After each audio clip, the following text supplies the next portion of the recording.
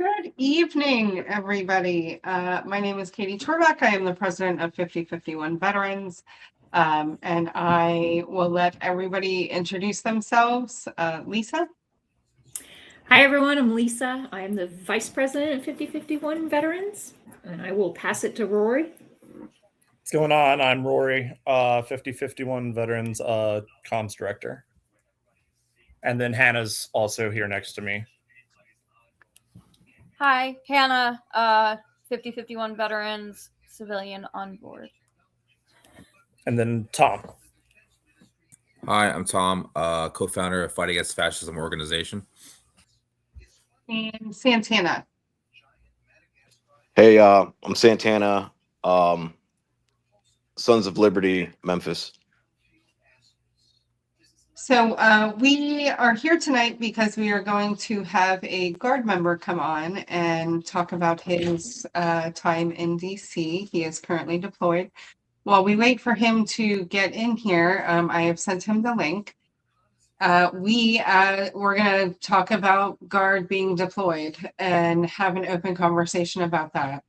I know it's a touchy subject around the country, but as veterans, we support our brothers and sisters in arms. We know how hard the decision is that they are going through, and some of the feelings towards the military in general and what we do. So we wanted to give a chance to platform this young gentleman so that we could hear his side of the story, and so could you, right?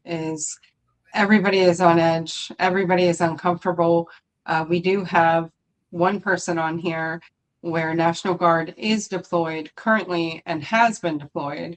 And so I would love for Santana to start this conversation as someone with National Guard in their city. Yeah, sure. So I guess there's a lot of efforts here locally from a bunch of different veteran orgs, 5051 Vets, About Face, Sons of Liberty, as far as engaging with the National Guard in a positive way. And what we want to do is kind of have that conversation with them, let them know that they have options if they were to receive an illegal order, and just give them a soft landing.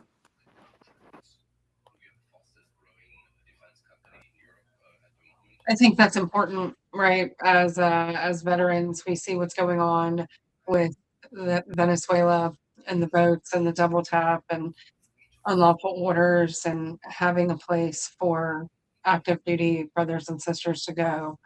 And so that's why you see on the screen, we have a flyer of the steps you should absolutely take if you feel you have been given an unlawful order.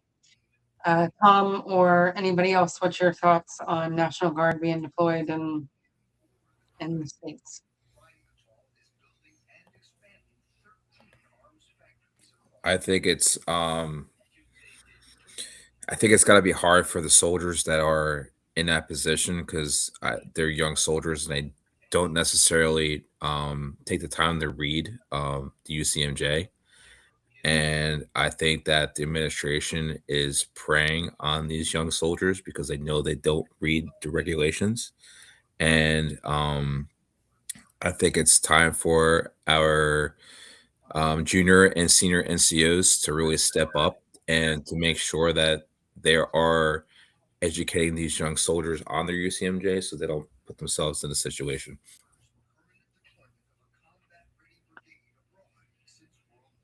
Lisa, you spent a significant time in the military. Yes, I did. 20 years. And if I was still in, I would be one of those senior NCOs. I think we all know that the deployments we're seeing they hurt all of our hearts, right? And we've definitely seen, just as a veteran, I have seen some of the public kind of turn against both the military and veterans, call us traitors because of the situation. And I think Tom's right. We need to focus on education. And yes, we'd love to see our NCOs and our senior NCOs and our officers doing that education piece. But I think we too, on the outside as veterans, have, and I know you agree, Katie, have the duty to also be educating as much as possible. It's one of the things that I talk about all the time in Georgia, on the Georgia board, is when they're like, what should we be doing? I'm like, you should be providing resources and doing education. That's the aspect that you should be tackling when it comes to National Guard deployed in your, if they get deployed to your city, right? Now, currently, we don't have it going on in Atlanta, and definitely not in where I'm located, but I know Santana definitely has that experience.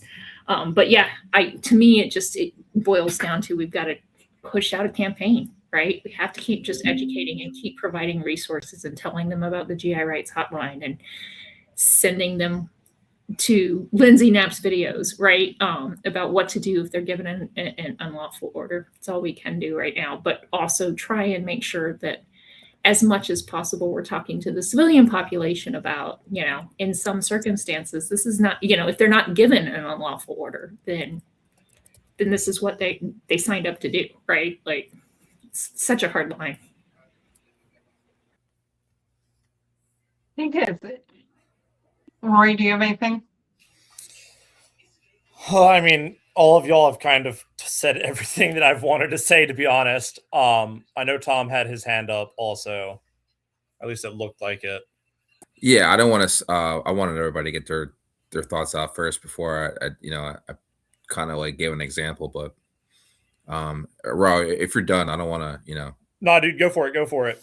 So when I transferred to a unit, right? I was on the PPRL for E5, and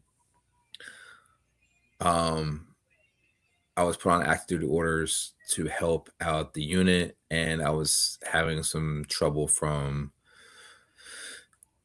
junior NCOs with my pretty much giving me my sergeant, and I was like, okay, they don't know me, cool. So what they failed to do was give me a initial counseling statement into the unit. So they wanted to mess with my career, so I mess with them because I know the regs. So when you come to a unit and they don't give you an initial counseling statement, you don't know your leadership, you don't know the mission, and if I don't know my leadership, then I don't have to do shit. See, these are the things that if these soldiers knew the ins and outs of the military, they could quite literally not show up to what they're doing now, because you have to read your regulations, you have to understand the regs to your to your appearance. You gotta know what you're allowed to do, what you're not allowed to do. It all boils down to disciplines, knowing how to march a platoon. And if just like also getting stopped by the police, if you don't know the law, they could take advantage of you. And that's what's happening to these soldiers. They're being taken advantage of. And I was never going to allow nobody to take advantage of me. So I knew my regs. I knew what I was supposed to, what I wasn't supposed to do. And I made them pay for the rest of the time I was in that unit.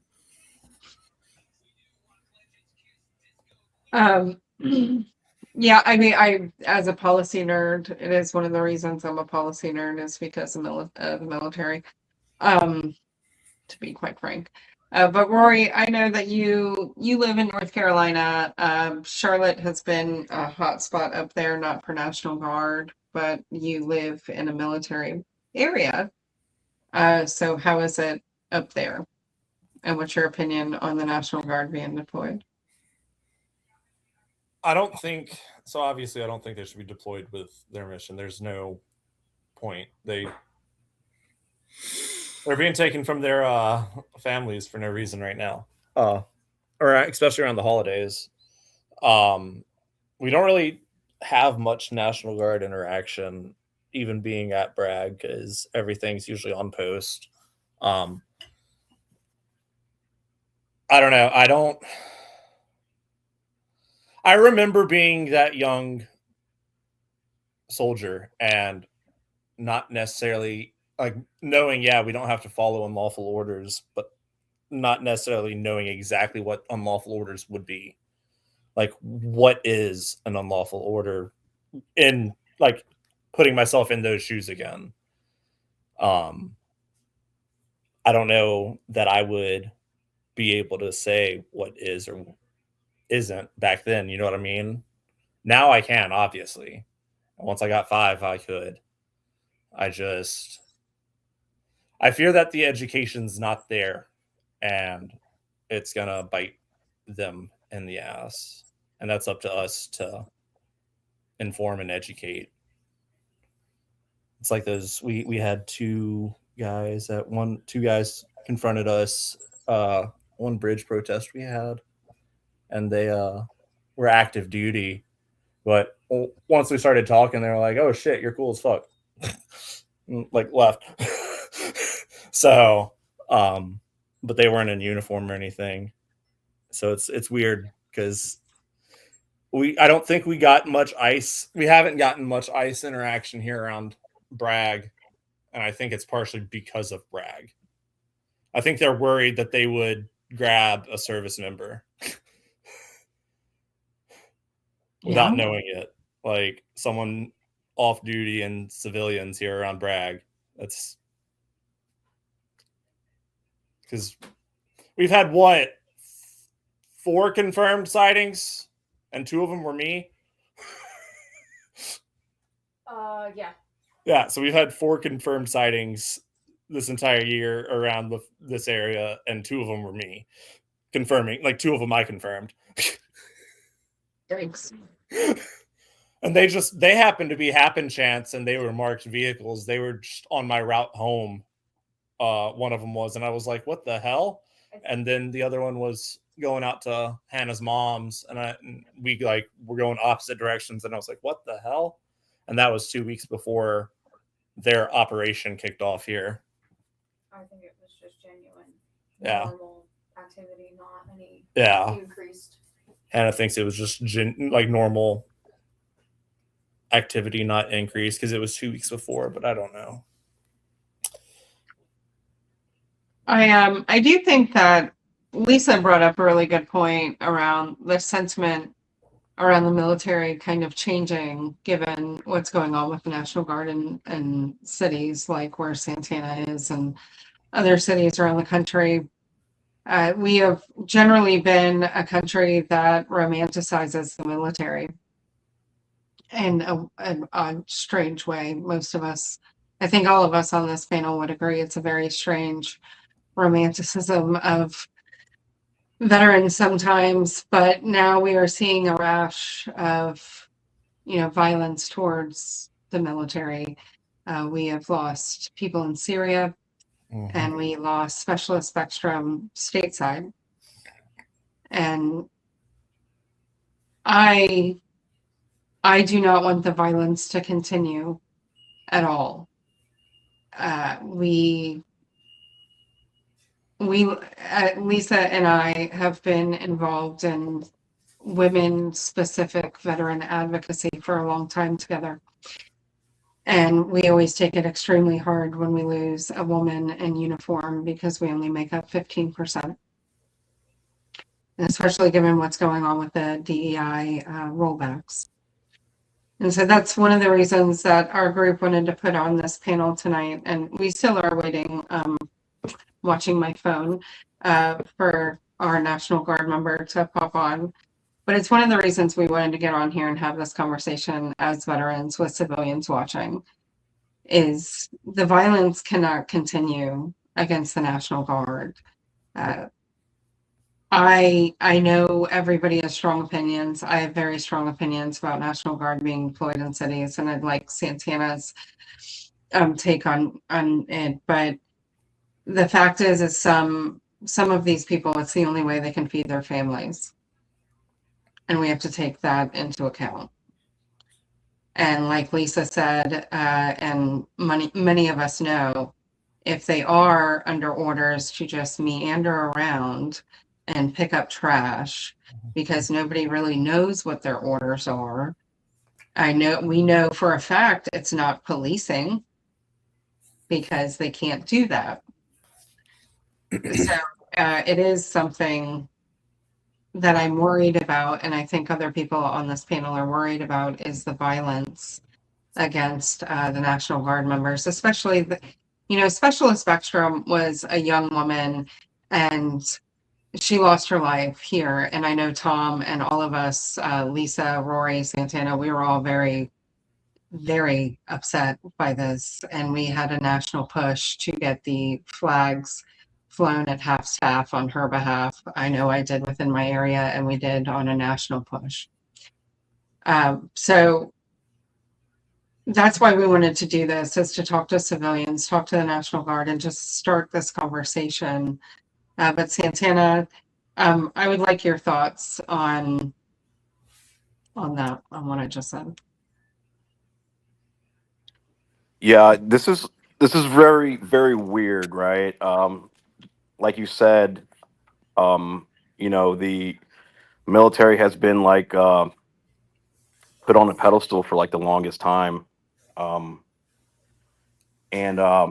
it just seems that everything that we have built as far as pride and service and the example that we set, like for the country, all of that now is at risk with these deployments. And I agree with you that they have to feed their family, they have to pay bills, and this is a very difficult situation to be put in, like, no doubt in my mind.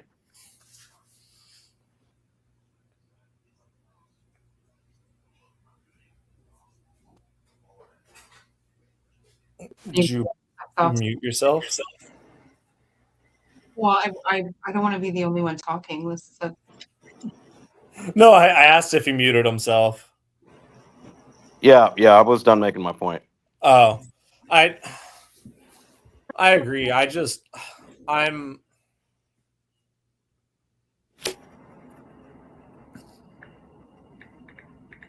worry that these deployments are for something else. I worry that they're just trying to desensitize the civilians and us to military in the streets here. Well, it's not just that, right? You got to think that they want civilians to retaliate against our military so they can invoke what we all think they're trying to invoke, right? Like, let's just be real. They want to invoke martial law, and the only way they can do that is by having military on the streets and for us to retaliate against our military, period. And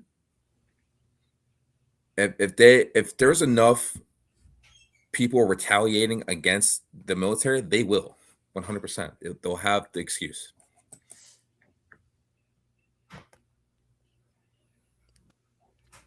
Lisa, I saw you unmute. Oh, sorry. I was just reading this. I was just reading the comment that it threw me off. No. Yeah, I mean, I think we all agree, right? Like, this is, as the Facebook user has said, if they truly care about National Guard safety, more deployments is definitely not going to do it. And yet we know that was the knee-jerk reaction after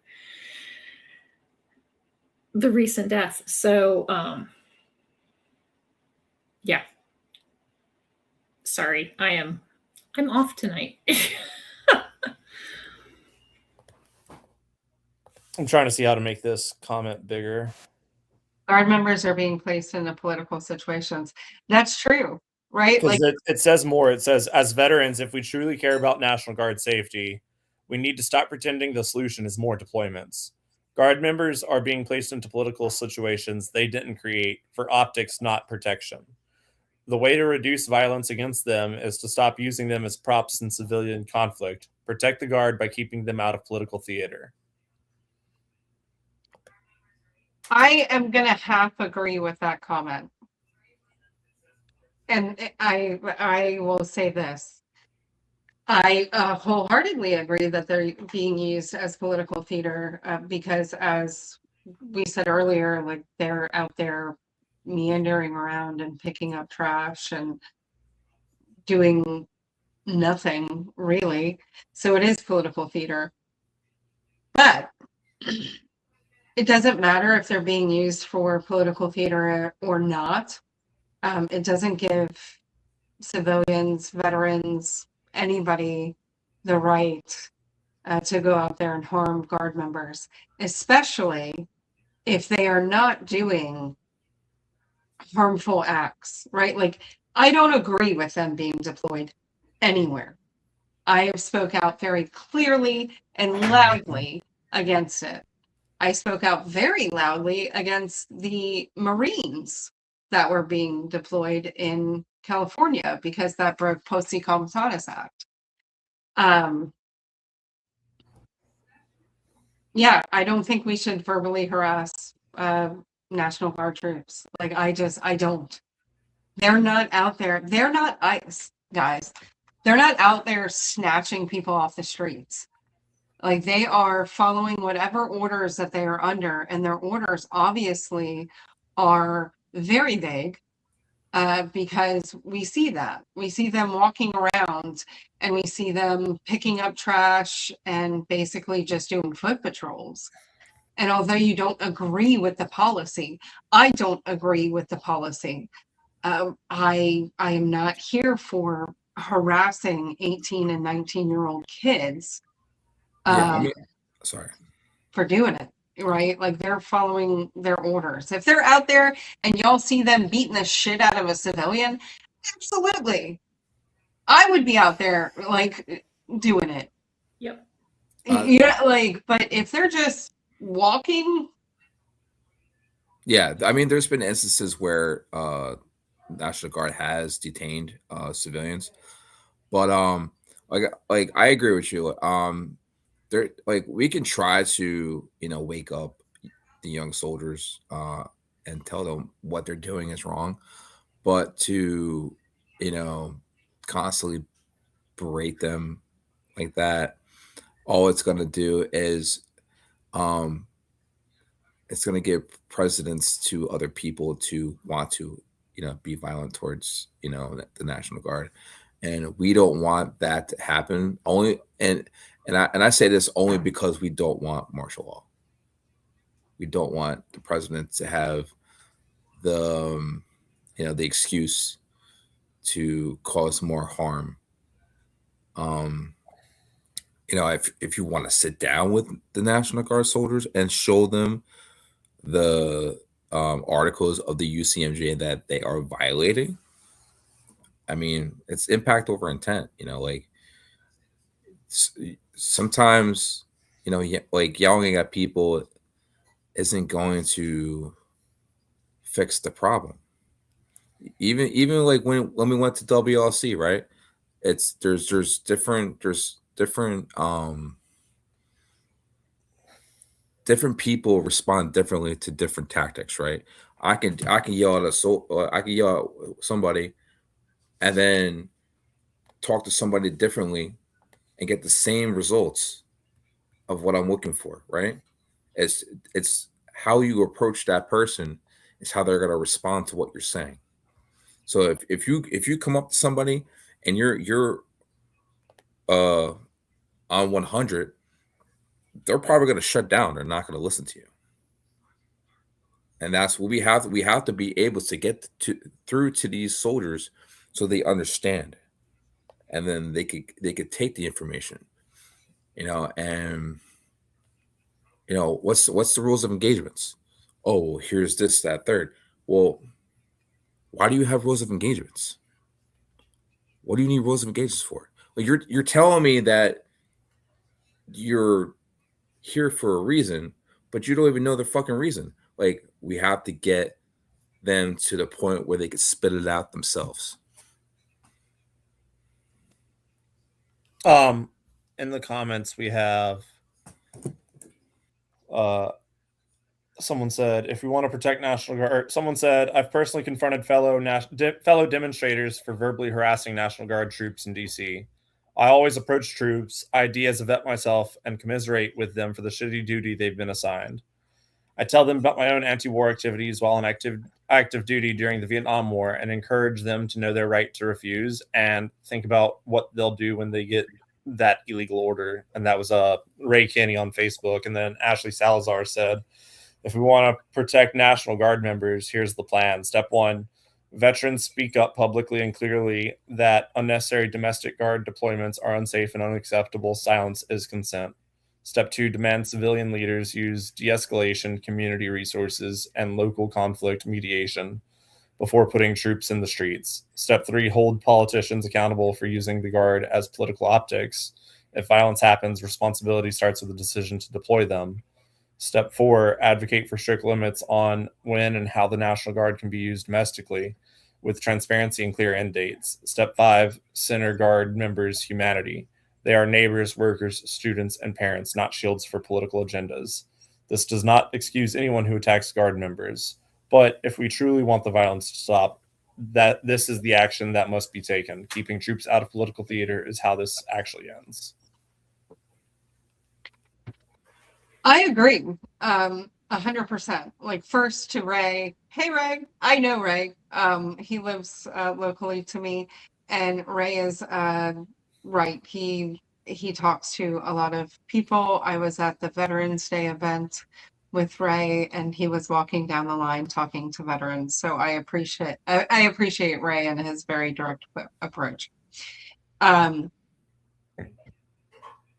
believe that there are, as far as Ashley's comment, I love the plan. I believe, and I could be wrong, but I do believe that for step 1, there are a lot of veterans that are speaking out very loudly about National Guard members in the streets, right? I know that we do very loudly. I know Jolly does, Flair, Matt, all like our alliance, other veterans that are doing really good work around the country. A lot of veterans are speaking out about what's happening, not only with National Guard troops, but generally in like what's happening around the country. I think the problem that we have is we have a Congress that is afraid of the executive, and they are not using the tools at their disposal. Because unfortunately, the executive branch does have the ability to deploy National Guard, and you are correct in the time. The time frames have to be outlined very specifically, and all of that is being undone by the courts, as we see all of these court cases going through district court and things of that nature. So I love the plan.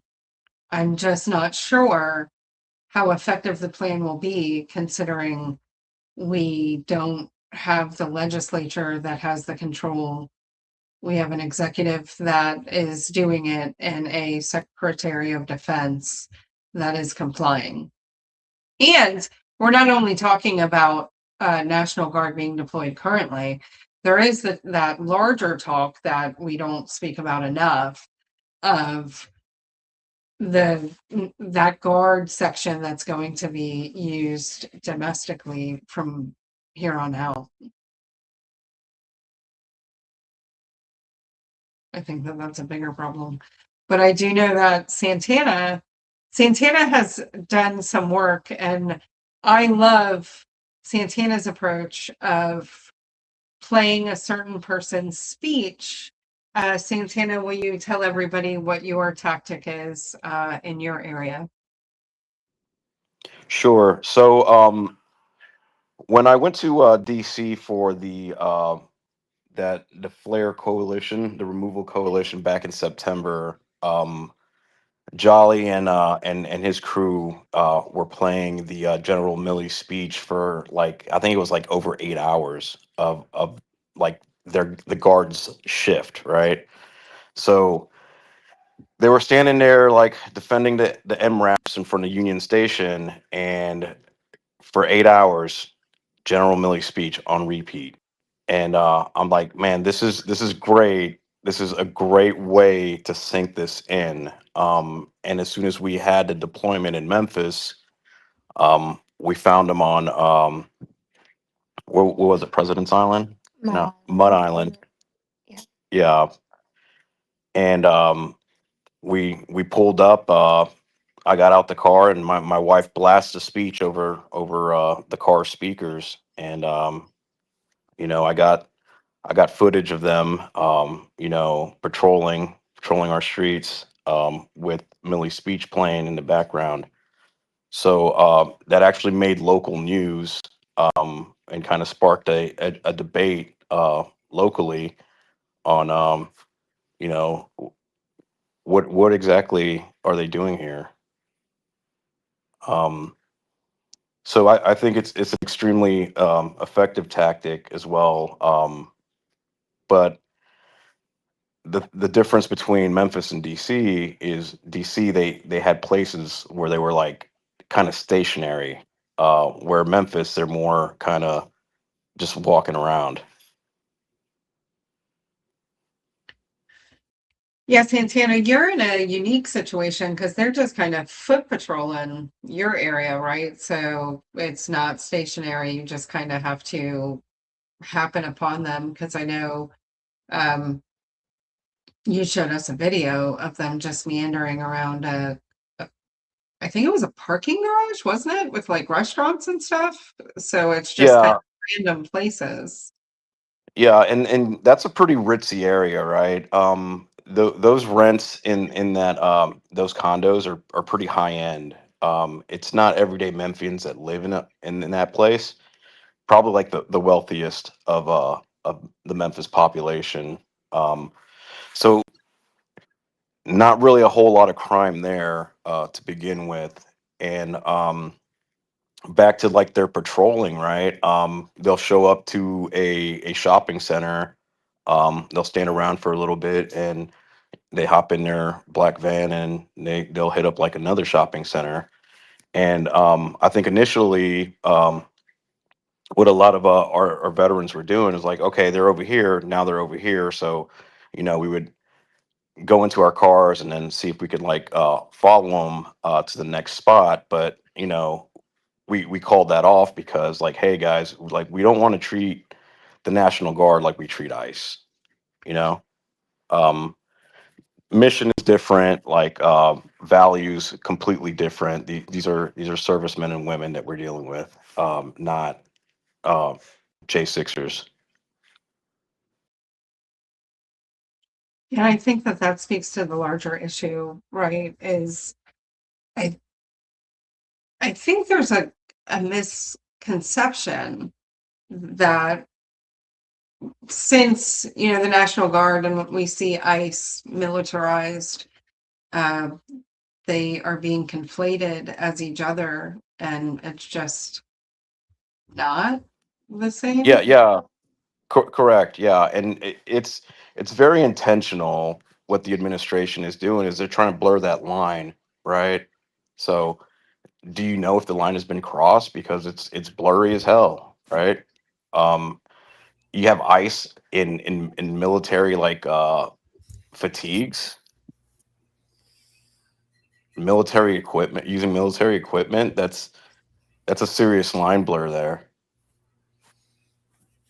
I know it's weird because like I'm this entire year I've been having to go to the defense of veterans and military and National Guardsmen to the local organizers in North Carolina because they're all just like, oh, military bad.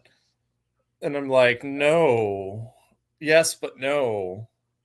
Um, and it hurts because I see how many of the people in chat that I've argued with over it, and I'm just like, there's no way that everyone thinks this way.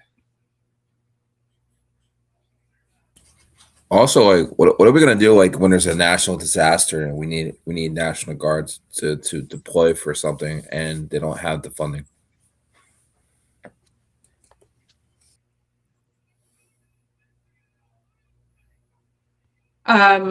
Yeah, I think that's a good point, Lisa.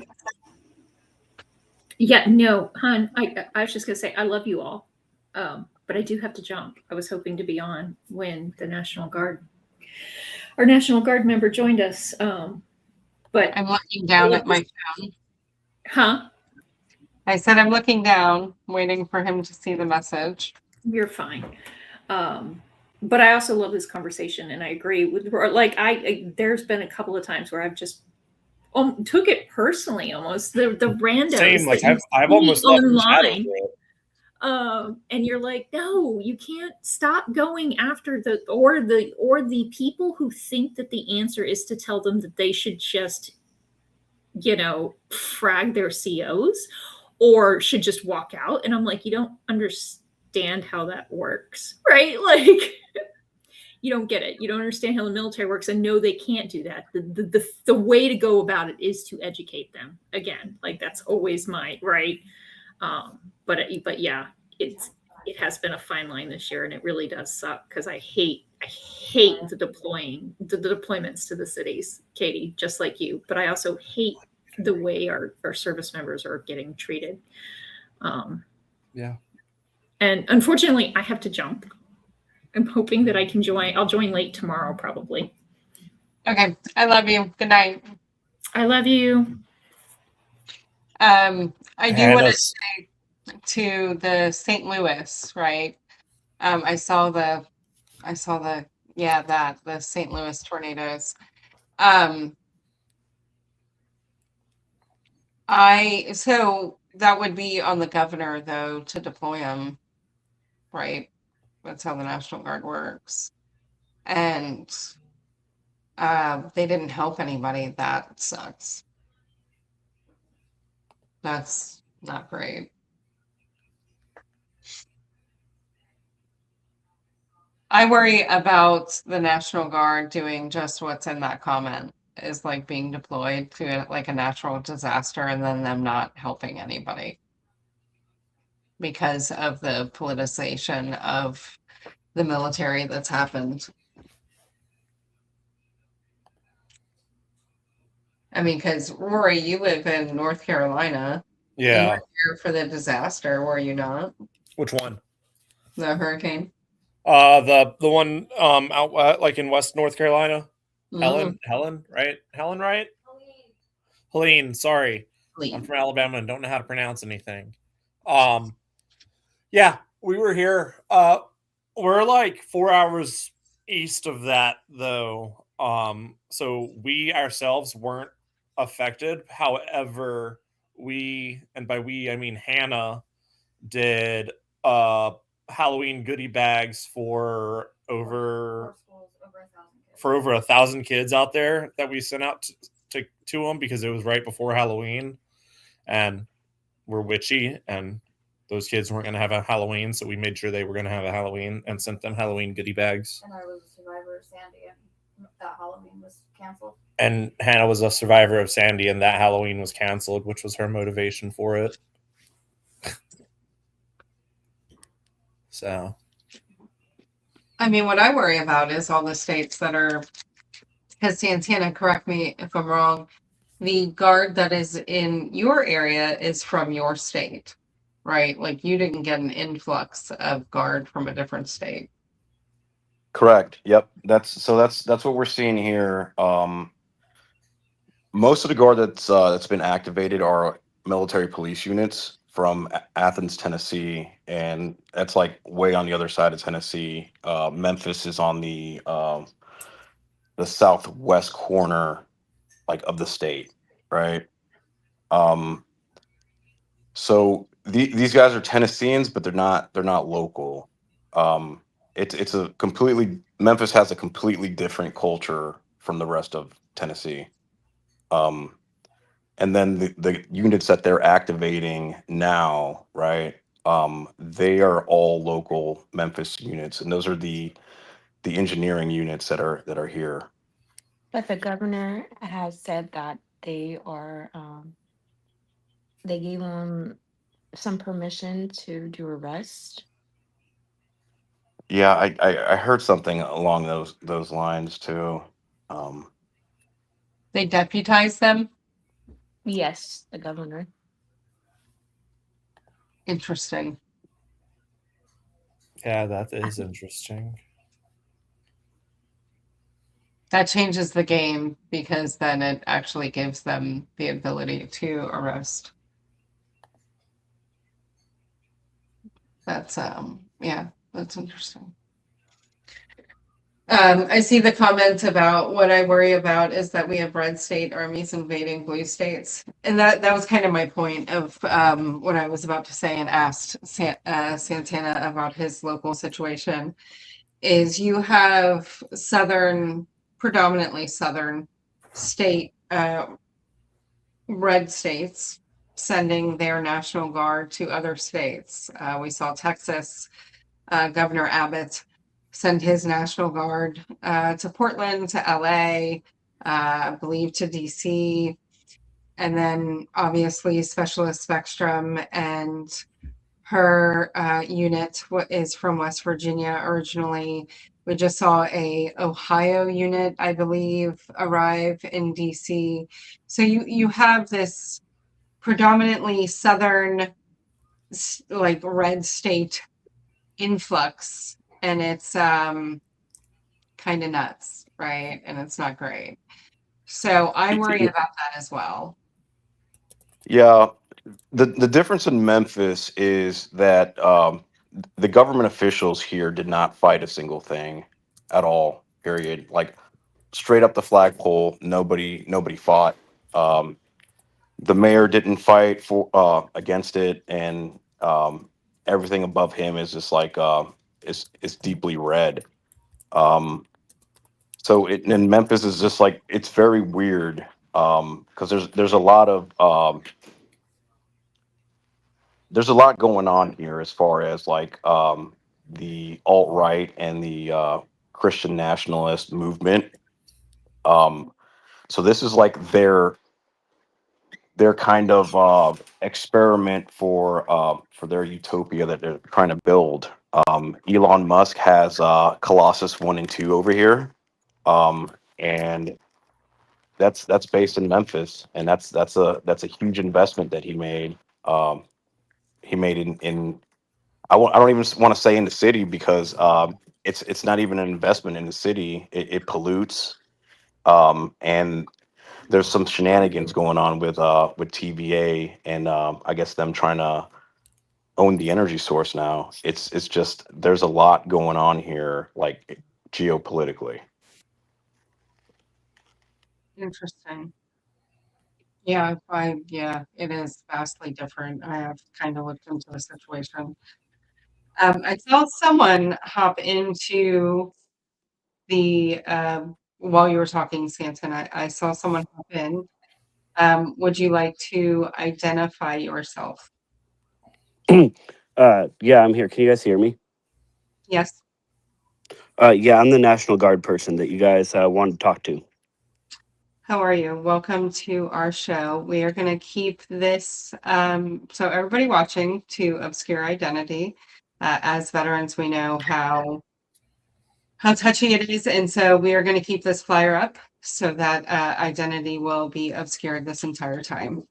So welcome. I am glad that you are here. We are worried about you, and I know that you have been having a very difficult time with what is going on. So I wanted to give you this platform to say what you needed to say. And then I'm sure some of the veterans up here might have a few questions for you, but go on ahead. Sorry, is this? I'm just making sure it's 18 plus, right? Yeah, probably. Like Yeah, I you're mean, fine. I can use foul language. Yeah, we don't give a Ish. fuck. Yeah, we cuss, man. Oh, okay. Okay, good. Anyways, yeah. So I'm National Guard. And I get sometimes harassed and threatened by some people. Yeah. I don't know like exactly what to say, like without giving away certain things. So can I before you popped in here, I'm so glad you're here because as someone we have talked, me and you off and on throughout the time that you've been in DC, and I worry about you. I worry what happened with Specialist Spectrum. I worry about the harassment that you see, and I have seen some comments where you think civilians hate you, and that is concerning for everybody on this panel that is sitting here as veterans. Your safety is the utmost priority to us as veterans and as Americans. And so I know, do you have anything that you want to say directly to civilians about like being in DC and how that affects you when civilians are harassing you? Being that my buddy died and that the other one's injured, it causes me to be very leery about civilians being next to me or anywhere near me. Um, and I just deal with a lot of stress and anxiety, and we are definitely not against civilians. The media on both sides of the political spectrum are using some of their platforms to cause violence or hatred towards us, which is uncalled for. And for me personally, I don't trust any politicians, especially ones that have not served in the military and that don't understand what it's like. I can get that. And we are extremely sorry for your loss. I was active duty. I am a combat vet, and I know the pain of losing someone in your formation. And so, I didn't think I was going to cry, but I know that pain, and so I sympathize with you and I empathize.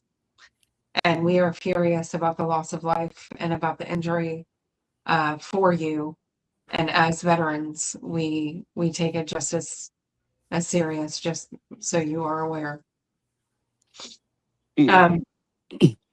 I know we have someone on here. Santana is a member of Sons of Liberty.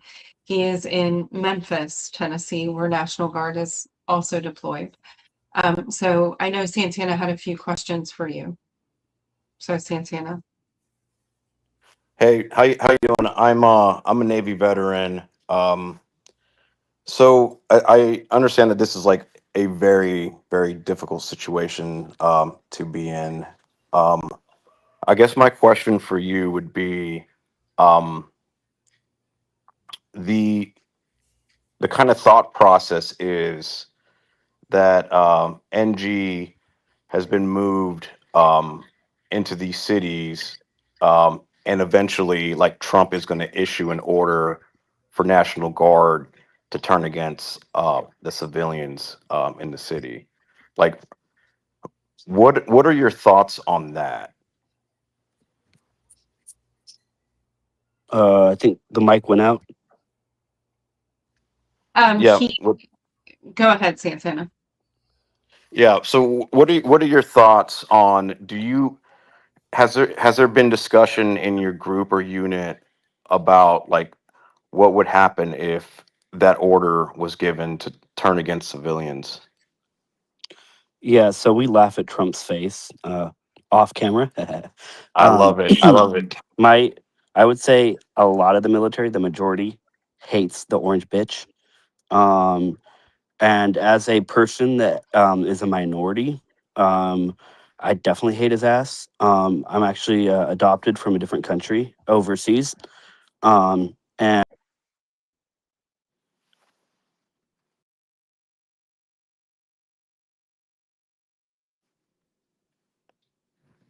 because the administration wants me out and wants to off my kind, I guess. And yeah, no, we hate him. And definitely as a military police person, I would love to handcuff him.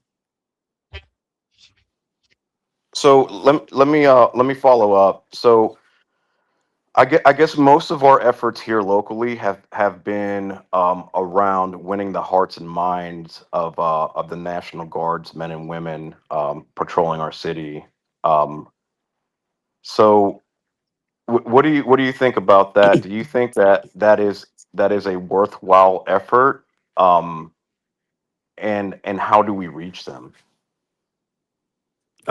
I mean, I think it's a good idea to be friendly instead of harass because where I'm at, we get harassed. But yeah, no, I would say like making friends or talking or even like sliding a piece of candy to one of them is a good idea. But yeah, I do agree with that. I do not agree with the harassment here and that I've gotten because that just pushes us away. And after the recent attack, it makes us more on guard, I guess. I will buy you a pie of pizza after this conversation.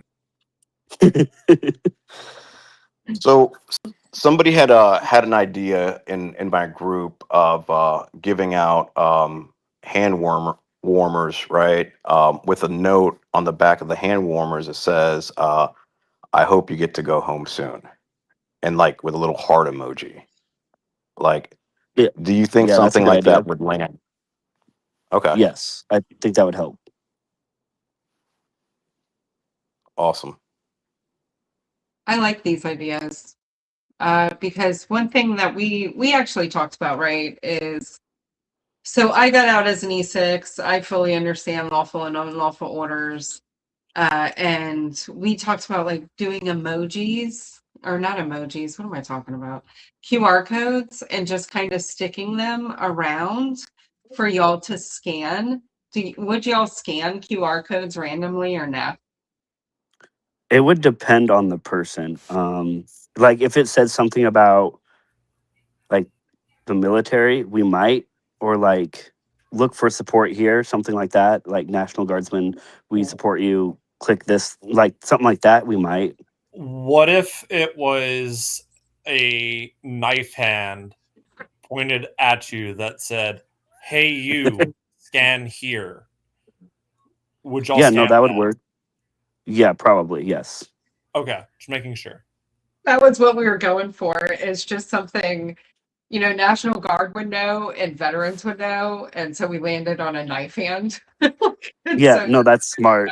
that is. You're gonna trigger me. I'm kidding. Tom, does anybody have any questions for our friend here? I'm not going to say his name, but anybody have any questions? I, 'Cause I had kind of a follow up. I know who you are, and I will buy you Ah, a pie of pizza. oh no. Go So ahead. what is your guys' policy like on receiving stuff, right? Because that's been kind of like debated, like, hey, we should give them this, we should give them that, and like they're not gonna take anything. They're not allowed to. Yeah, we're technically not allowed to. That's why I said like sneak candy. Yeah, Like yeah, slip it through the hand. If someone's like with their battle buddy and there's no, like it's two of us, like we're more likely to take a snack. What the frick? There's a cat. Anyways, but yeah, but if there's a bunch of okay, us, we're not likely to take stuff. This comment got it. says, this full comment says, I think more than anything, what we need to focus on is not pushing additional pressure on the troops to make decisions that are political, potentially seen like them accepting gifts. God knows anything could be used against them too in general. We really need to push for advocacy and policy that doesn't let them be put in these positions in the first place. I do agree with that, and I do think politicians like should be more aware of what effect it has on us too, not just civilians. That's And a that. lot. Go ahead. Oh no, you're good. I was just gonna say a lot of politicians don't understand that because a lot of them haven't served, especially the presidents lately. I mean, most of them have not served in the military.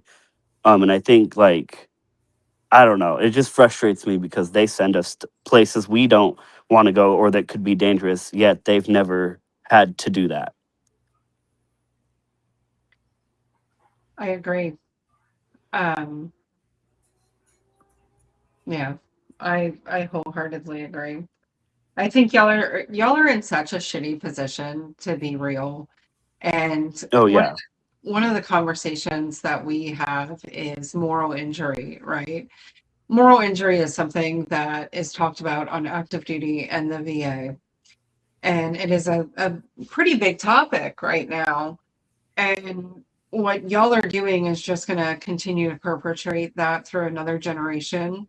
And that sucks. It sucks to watch and know that y'all are being affected, just if not more than people in combat, right? Is you're here, and if God forbid you are given an unlawful order and people follow it, the effect that that is going to have, it is just beyond reproach. I'm not exactly sure.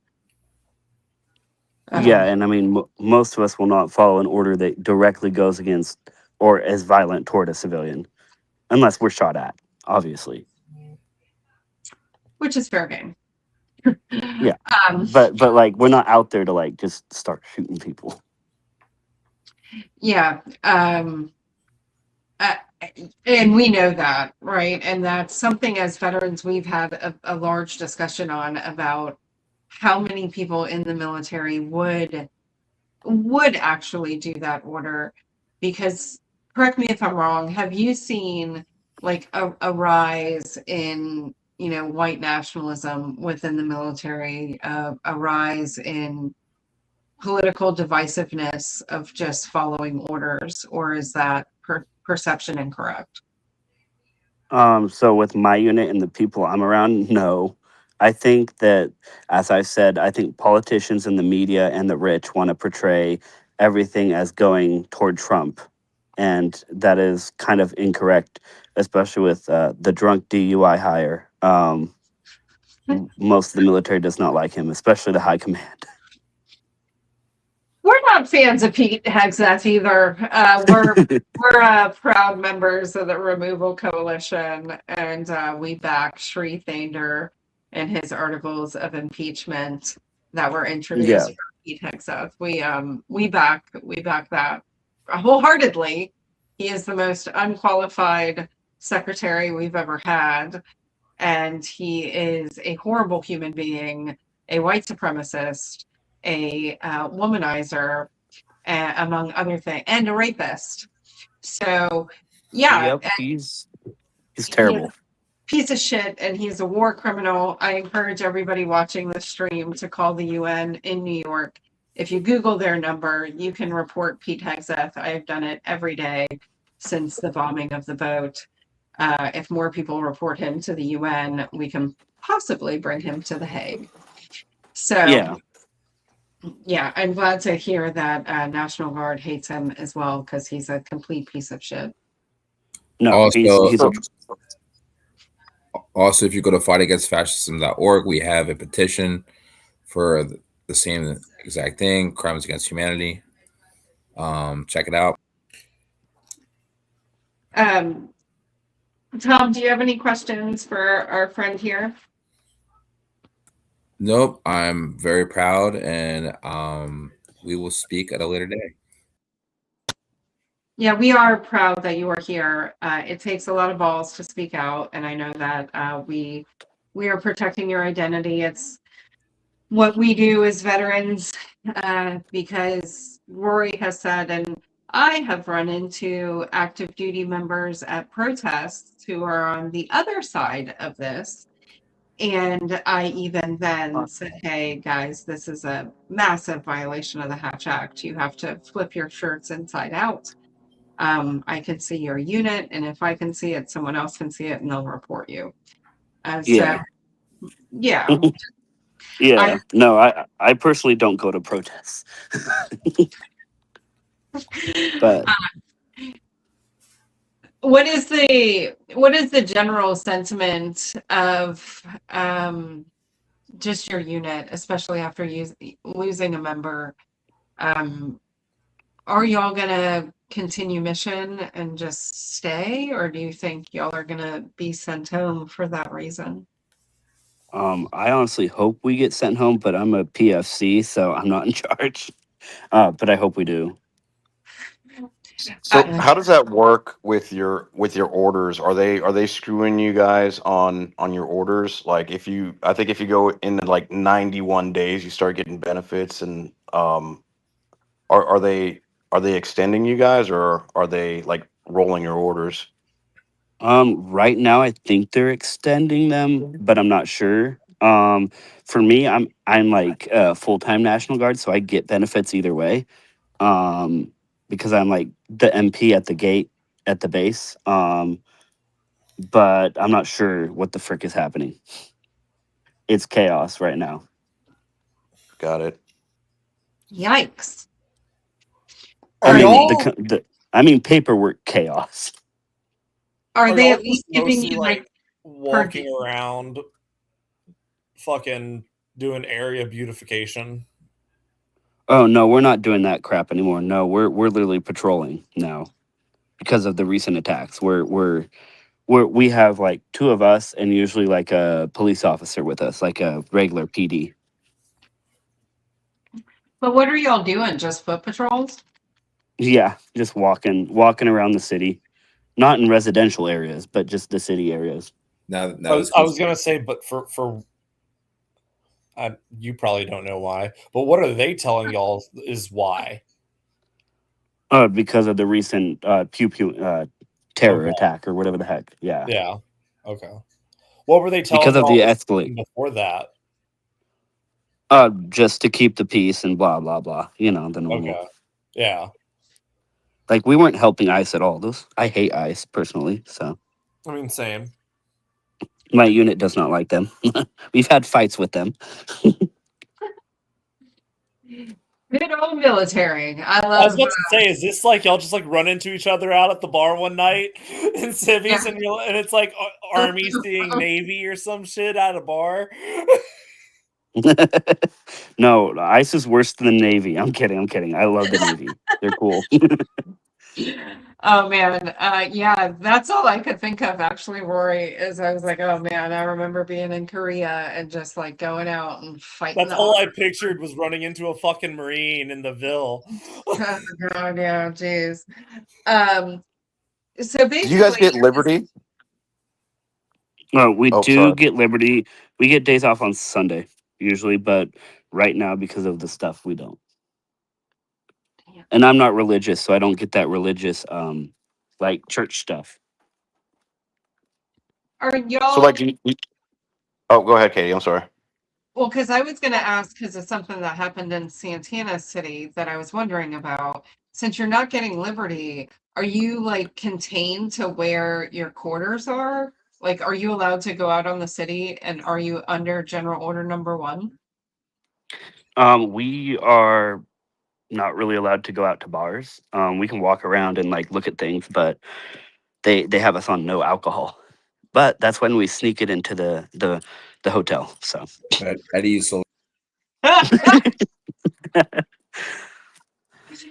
You know, Some things never change. yeah, no shit. I was just thinking that, like, this shit never changes for the military. Santana, go ahead. I was thinking about what happened in your hotel in Memphis. Yeah, no, I was wondering the same thing, right? And Katie, you took the question right out of my head. That was exactly what I was going to ask him. Yeah, just because of like what happened there, I was like, wait a minute, I have a question because of just so you know what we're talking about. Santana is in Memphis and we did a video on it. A guard member had a negligent discharge in the hotel and shot into the ceiling. oh, I did not know that. Yeah, it hasn't been widely publicized, so we talked Oh. about it. Oh shoot. I mean we do have our weapons with us, but no, we have not been discharging anything. Good, because it No. is illegal to discharge your firearm negligently. Yeah, in city limits especially. Yeah. So, Curious. y'all, go ahead. Since the incident, are y'all live now or no? Are we yes, we do have live rounds. Yikes. I trust you with live rounds. I'm just saying, like, yikes. 'Cause No, I know. that is an escalation. And it Yeah, was, we had rubber, I believe, last time. But now we have live. And this goes back to what I'm saying, right? Like we have to understand that the more we escalate with National Guard, the worse it's going to get. And they are not saying, the National Guard is itching, but this administration is definitely itching to, um, pull the trigger, if you will. Oh yeah. Yeah, the administration is ass. yeah, that worries me. And I'm just going to say this, and please take what I say in jest.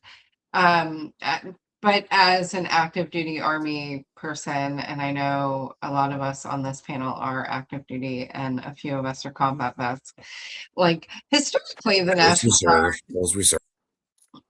historically the National Guard is like the least trained of us. Yo, I'm just joking. So, like, can I ask, like, did y'all train before? Like, did y'all like do more training before you came to DC, or did you just kind Oh of yeah. like, No, we go through like 3 months of training. And then I've had actual training before I was in the military because I worked with the police before and the government. So I gotcha. All right. Because I, like, in my head, man, I was just like, oh shit, they just like were one activated at like this one full-time National Guard like what I am. We have way more training than like the weekend people. Are I don't want to pry too much. Never mind.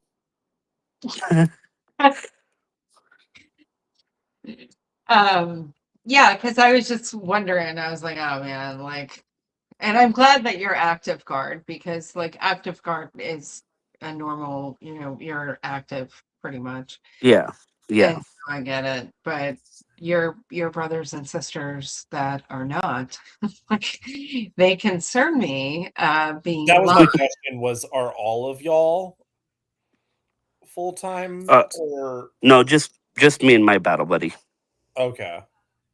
Yeah, there's just 2 of us that are because we're the gate guards. Okay. We have Air Force. We have the Air Force Guard and then the regular Guard, Army Guard. I mean, so we switch off the guard duty stuff. Here's the question I actually have. I'm glad that you said that.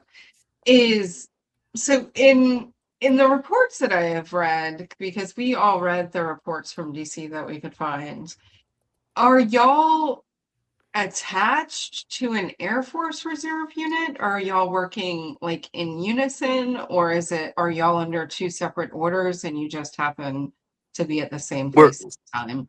we're working together because there's Air and Army National Guard on the same base. Okay, fair. Mostly, most of it is actually Air National Guard, but there's Army too. Interesting. I don't know much about Yeah. the National Guard, to be honest. So,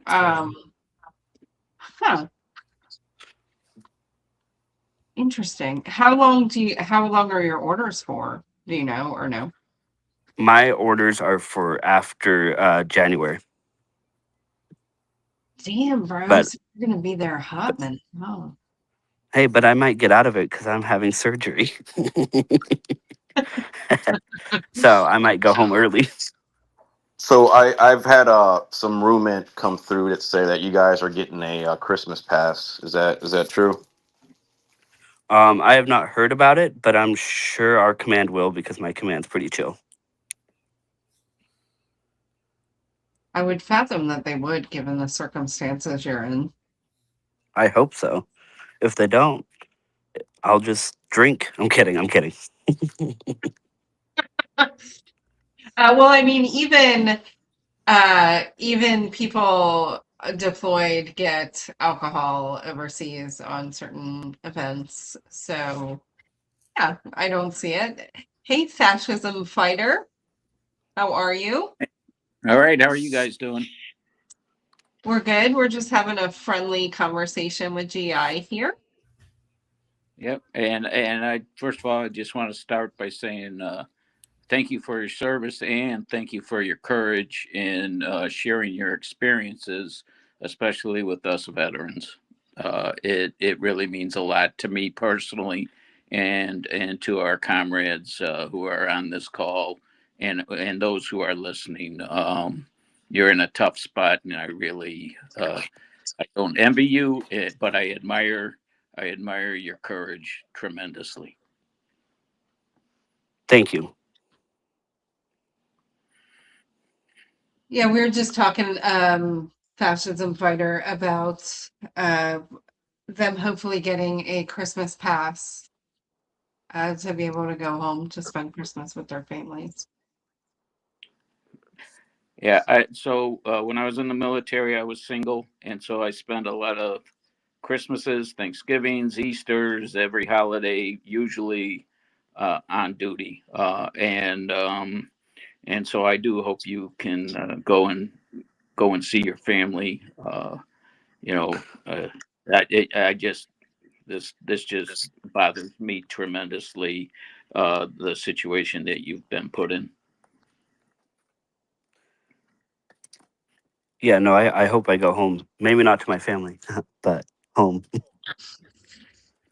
Well, I will say this, if you do not get a pass, please let us know. We have friends in the area. I have a personal friend that lives in Richmond that I've known for years that I'm sure would love to welcome you into her home for the holidays. Sounds good. I will definitely let you guys know about what happens. Yeah. So I love that you're here. Like what did you do before you joined the National Guard? How long have you been in the National Guard, first off? 1.10 years. Well, I have 5 more years, I think, in. God. So you joined. All right, so let's get this right.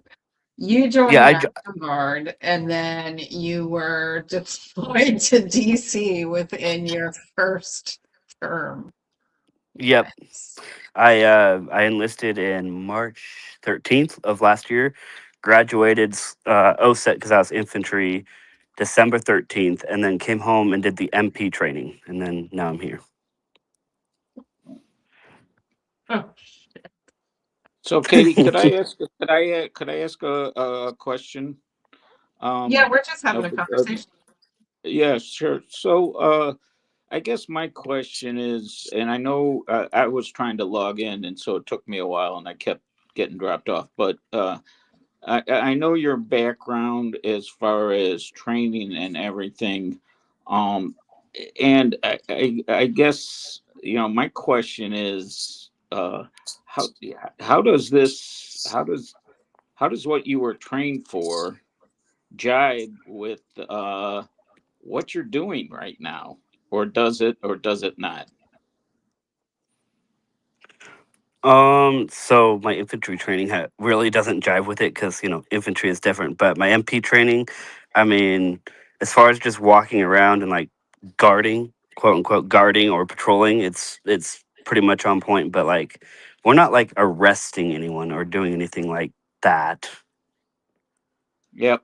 So I was in DC at the start of November for the remove the regime protests, and I had a transit van, and I found out very quickly that you can't park a transit van at a at a grocery store. And so I was driving around DC trying to find a place where I could go to a grocery store on a Friday night that where I could park the van.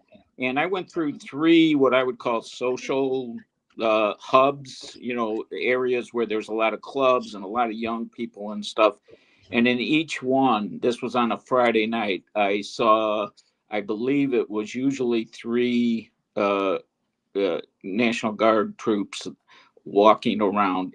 And it just broke, I just want you to know, it just broke my heart because uh, that's not what you should be doing right now at this point in your life. You should be in line to go into those clubs. You should not be walking around just kind of, you know, I don't even know that it's, you know, I guess what are you patrolling for? You know, and that's what really. And I'm not upset with you at all. I'm upset with your governor, and I think that's an important distinction to make. That the governors who are activating the National Guard for these purposes should be ashamed of themselves because they are what's the word they are bastardizing the purpose of the National Guard for their own political intent, and you know, there's no reason for this to be happening. You know, there's states where there's been natural disasters and the guard's not available. You know, some of the units because of, you know, what they're doing elsewhere, not even in their states. So it really it just infuriates me as a veteran. And my father was National Guard. My grandfather was Army infantry in World War I. And so it just infuriates me to no end that uh, they've put someone like you who, you know, enlisted, I believe, for the right reasons, and just, you know, put you in a spot that you don't belong, and that's wrong. That's, you know, honestly just about against every kind of regulation or whatever you want to call it in the handbook, as far as making you have to go do this. And the fact that you're full time, you know, makes it even more difficult, I know, for a young person to say, no, I'm not going to do that. So I just want you to know, you know, uh, I'm upset with this administration. I'm upset with the governors who are, you know, helping this administration. Personally, I consider them all traitors. Oh yeah, that's the MAGAs. Yep. Yep. Thanks, Katie.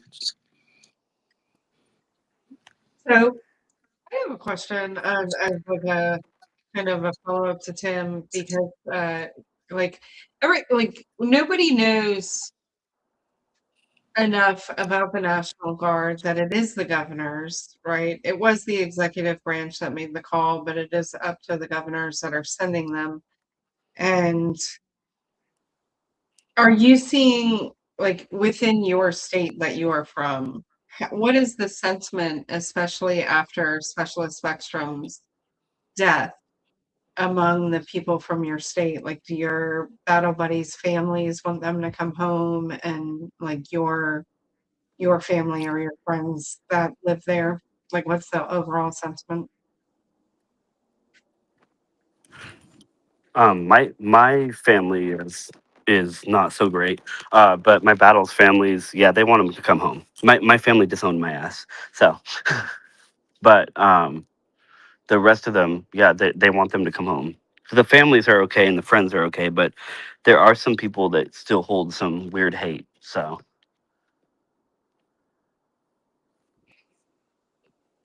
Because I would think that, especially after the death of your battle buddy, that more families would be enraged that you're in a city that you're not from, you're not accountable to, you didn't sign up for. Because how does that make you feel? That is a question I do have, is how does that make you feel that you joined the Guard and then you got sent somewhere other than your state to help with something you don't believe in? so personally I hate my governor. He's a dick. Um he's also a right up Trump's ass. And then as far as me, like personally, like it's interesting because like I want to be with my buddies, so I like wanted to go with them. But on the other hand, I didn't want to deploy to a city or anything like that. If you know what I mean by that. Yeah, I do. So do all of your battle buddies feel the same? Yeah, I mean, yeah, none of us want to be in any city, but we don't want to be without each other. That's fair.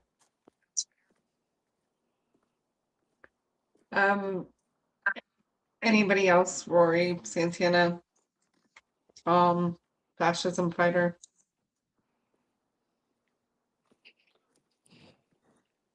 Some may call me Tim. Uh, and my dog has to go out. So I was just, my commanding general just yelled at me. So, and she just said, right. I guess the thing I want to emphasize is whenever I see National Guardsmen, I really, and I hear people criticizing them, I work very hard to educate them, and to remind them of, the selfless sacrifice that they're making. I know, in talking prior to this show, you know sometimes the National Guard doesn't feel appreciated, and to me that's disgusting, that it's come to this point. And so I would just encourage you, to try to remember that there's people like me, and there are people here on this call today who are in full support of you, and and realize that you have been put in a bad situation. So I apologize for you being put in that position on behalf of the American people. And if you ever come up in my area, up in the Boston area, you got a place to stay. Thank you, and thanks for educating people because they really do need to be educated. I Yes, think they that's why do. we wanted to have you on is I know I did. I wanted to have your voice heard, because we tend not to humanize, right? Like we do because we're veterans, we've been in weird situations. But on a larger scale, a lot of people just see the military and then they don't see the person in the uniform, right? The son, Yeah, the friend, the 22-year-old kid, the 18-year-old kid standing there. yeah, And I, as a leader of this organization of veterans, we support you fully. And I did see a comment and I wanted to ask you, like, how can we help you? Because we would love to help you, and I know slipping candy to Really you. quick, Katie, we have we have a couple of comments on Instagram. One says, "I'm glad I joined this live to listen to the National Guardsmen. I will respect them going forward and seeing you all much love and sending you all much love." And then Frank said, "Thank you for your service and thank you for your courage. I'm sorry you're being put through this, 9-year Navy vet." And then another one, "Thank you for your service. I'm not a veteran, but my father was. Awesome, and thank you for joining this call." nice. And then another one, "We recognize your bravery being on this live, and thank you." You do have a lot of supporters out there, GI, that are behind you, not only veterans, but civilians alike that understand what you're going through, because it's not just veterans that understand, right? We have spouses and family members that understand. Our group has male spouses and family members in it. We have civilians. Hannah's on the call. And so what can we do to help you? Like, is there something we can do as an actionable item besides like just giving you candy, leaving you little messages through QR codes, and maybe cheering you up and having knife hands with funny jokes or something to lift your spirits? I mean, I would say just like the other gentleman said, to like educate people about like in general the military, but also like the National Guard. Like education is key because that's what I've been finding out when I try and educate civilians, either online or in person. They blow up at me and they're like blah blah blah blah blah, and I'm like, oh my goodness. So like I've been called a Nazi. I was told my uniform's a Nazi uniform. I'm like, if I was even in World War II, I would be in the concentration camp. and I'm from Germany. So, anyways, so it's just like education, I guess, is key. We have 14 minutes left, just so y'all are aware. We will do our part in education. I give you my word, and I hope that you can join us more on lives. I think having your voice heard is so important, and more civilians need to hear from you of what your thoughts are about being there. And I empathize with you. I know everybody on this call does. Santana, do you have anything you'd like to say? Yeah. Thank you for doing this. I guess it's really wild how, you know, silence really, like, your voice is.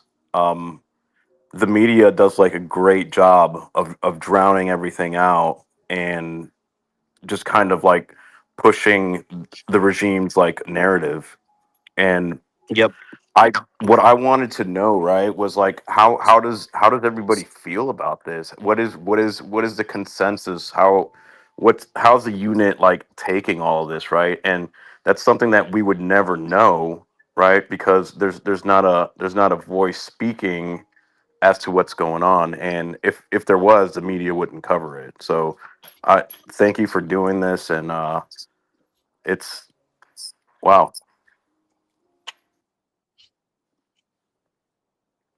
Rory? Sorry. Reach out to us, dude, if you ever just need to talk. Like it was for any of your battle buddies also. You know how to reach us. And let us know if there's anything that we can do to help, whether that be from afar or people up there. We know it's not Yeah. easy with being away from family, being somewhere you don't want to be. There are civilians that will live here. Hannah says there are civilian here. Come here. Say it. My fiance Hannah, she's on the board also. There are civilians that support y'all. Like I know that there's some civilians out there that have been not the best, but there are civilians out there that support you guys. Thank you. And I do know that it's just like the people I see face to face are not exactly that way. Yeah. And yeah, but that's because of the media I hate people. and the administration. Yeah. Rory, who else is on? Because I can't see. You, me, Santana, GI, and that is it right now. Mhm. Good. GI, please give us any parting last words, and then we close our lives in a very funny way. You will know exactly what's happening, and it will make you laugh. Nice. What do you want me to say something? Whatever you want to say, right before we close out, Oh. because we're going to close out, and we close out in the same way every time. Okay, awesome. I'm gonna say fuck Donald Trump and fuck politicians. Fucking love this line. All right, so my parting words. I do want to thank you so much. It took so much courage to come on. We're gonna get you involved in our group just so you have other people to talk to and shoot the shit with, so that you feel less alone and you have brothers and sisters that you can just have fun with, right? We have all been in the suck. We know what it is, and being able to chat with people that understand that is important. And so we're going to get you tied in, and you'll have a good old time. We have a lot of fun, but I do appreciate you being here. I want you to know that our group, 5051 Veterans, our partner groups, they back you 100%, and we worry about your safety. We worry about your mental health. We worry about all of that. And if you ever need help with any of that, any of your battle buddies, please reach out to us. We have the resources. Oh shit. Can you guys still hear me? Uh-oh. I can hear you. Can you hear me? Yeah, I lost connection for a minute. I was like, what?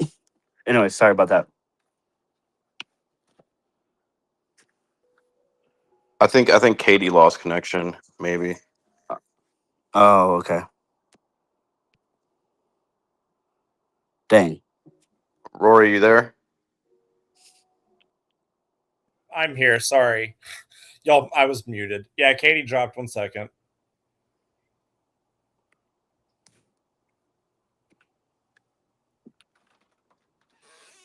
I don't know what happened with her. I think Katie accidentally dropped y'all. But what she was going on to say is that's not. Let me put this back up. See if she's. Yeah, I think she dropped. We were going on to do a safety brief. Oh, wait. Oh, you want? Okay. Oh, let's see. All right, so Tim is in here, or yeah, Tim's back in here. And then Rory, before you do the safety brief, yes, can you? I just want to say to our GI, um, you know, I I've been estranged from my family, not my immediate family, but my cousins on my father's side, because so many of them have become maggots, and I know how heartbreaking that is. I mean, it was really a tough decision for me to make, to no longer have any connection with them. But what happened was I found another family, and that's this 5051 vets group. And I want you to know, uh, we consider you family, and we will always be here for you. So please, anytime you need us, you reach out. You know how to reach us, and you're a part of our family as far as I'm concerned. Uh, you know, for the rest of your life. So please, uh, you're not in this on your own. You're not in this fight alone. And your family here is going to stand by you. Thank you very much. I do appreciate that. 100%.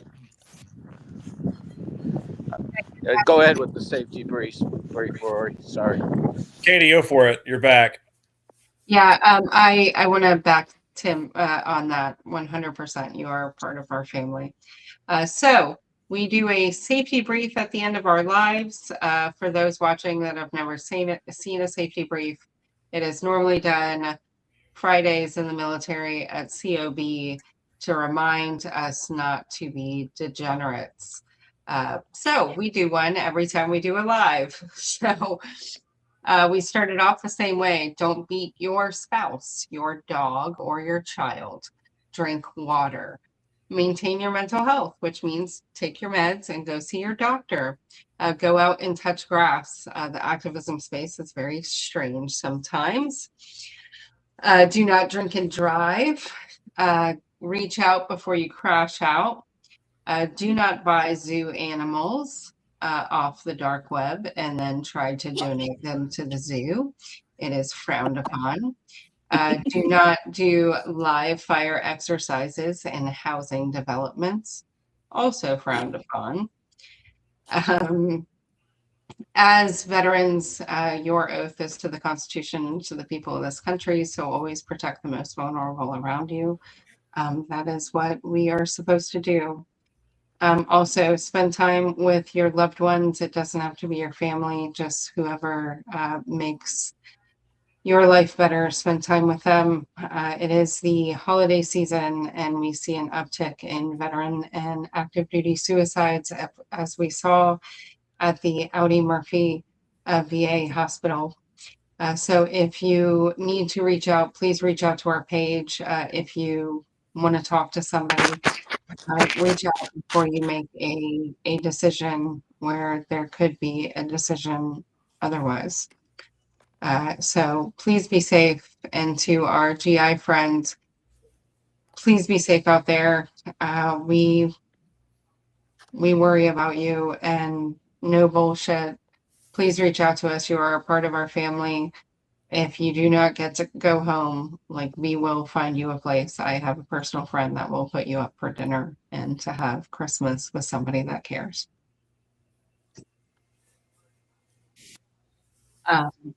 Anything else? Did I miss anything on the safety brief, guys? I don't think so. All right, we're gonna close Um, out GI bill. GI. Oh, wait. What? Nope, I think he just said thanks. He said thanks in private DM. Good. Okay. Yeah, I said thanks. And then you read it aloud, Rory. Good job. So this has been very enlightening. Thank you for being here. Know that we fully support you, and we're going to get you tied in so that you have a bunch of us around the country that support you, so you feel a lot more supported by the veteran community. There is a lot of us out here. So all right, everybody have a good night. Good night, y'all. All right. Thanks, Have a everyone. good night. All right. Peace.